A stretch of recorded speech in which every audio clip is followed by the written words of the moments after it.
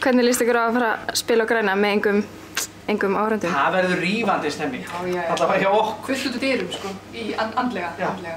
Í sófanum heima, náttúrulega? Í sófanum heima, já. Hér komust fleiri að en vildi. Við hverjum að búast? Það má búast við svörtum húmor. Það hættu því. Já, ég hugsa það. Það verður að hlæja aðeins á þessum síðustu og verstu. Og hvað segið þið? Brjálað að gera í skemmtarnabusinessum? Það brjálað að gera í afbók. Brjálað að gera í þeim. Já, það má segja. Síminn stoppar. Þurftu þið að ráða ykkur ritara eða? Þið er nánast. Já, fyrirtæki, sko. Við erum náttúrulega að segja honum upp. Já, kjálfari. Það er 3 mánaða uppsalafrestun, þannig að hann er svona einhvern veginn að vinna úr þessum afbókunum og svo bara er það búið. Já. Akkurat. Hann var bara ráðinn úr rekinu samdegi.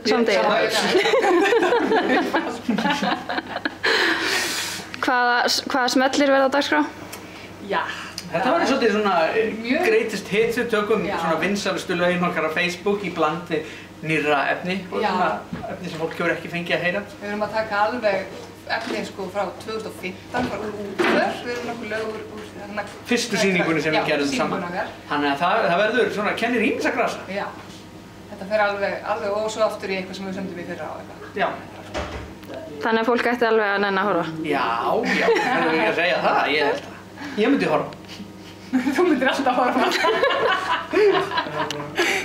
Nei, við erum alltaf að reyna að sko króa af nýja markað þegar við erum að skemmta og veislustýra og svona, þá erum við ofta að grínast eitthvað svona með við sem að viljum brjótast inn á brúðkaups og jarðafara markaðinn og eitthvað svona. Svo gerðist það í síðastlið haust að Agnes Biskup, hún fór að tala um að hefði orðið eitthvað svona siðrof í þjóðfélaginu og ég tók þetta svolítið nærri mér og þá einmitt að því maður er alltaf að leita nýjum mörkuðum til þess að herja inn á, þá fór ég að hugsa, það er enginn í því að semja sunnudagsskólalög lengur. Ótrúlegt. Þannig að ég hugsa að ég geti kannski bara gert það og talandi um siðrof, þá hugsa ég sem bara sunnudagsskólalag upp úr Gamla testamentinu.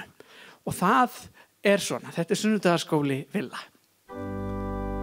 Guð mun koma og sækja okkur öll, við borgum sálinn í leigu í himnanna höll.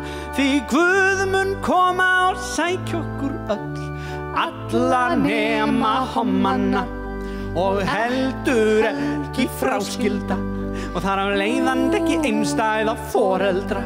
Svo reynið nú krakkar að róa ykkur og hættið strax að fróa ykkur, því Guð er eins og perrakall, hann er alltaf að fylgjast með.